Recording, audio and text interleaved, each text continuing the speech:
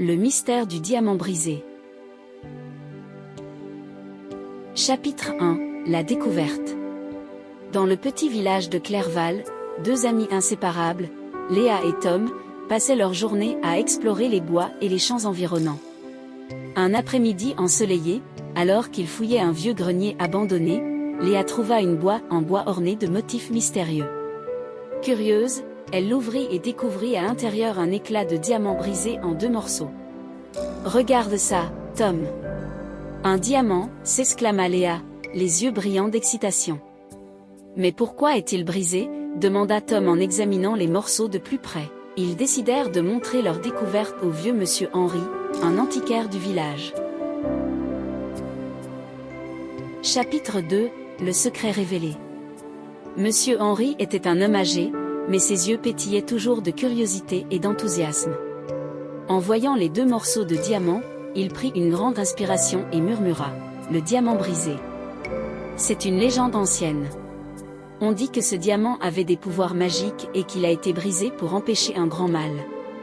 On raconte aussi qu'il existe une carte menant aux autres morceaux du diamant.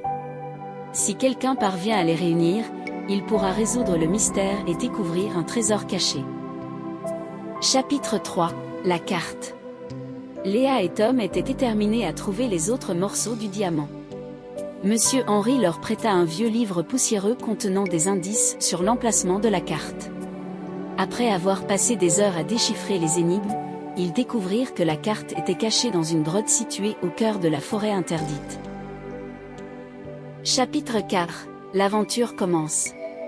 Avec des provisions et une lampe torche, Léa et Tom s'enfoncèrent dans la forêt interdite.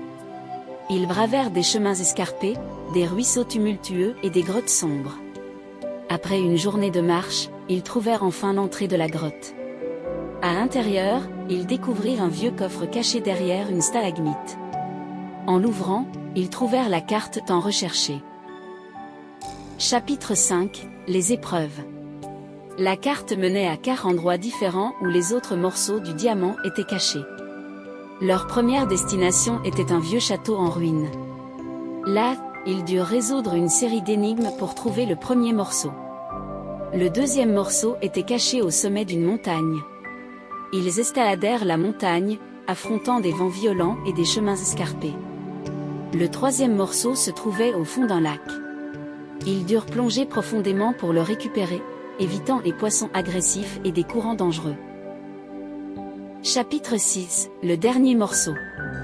Le dernier morceau du diamant se trouvait dans un temple ancien, gardé par des pièges et des énigmes complexes. Léa et Tom utilisèrent tout ce qu'ils avaient appris au cours de leur aventure pour surmonter ces obstacles.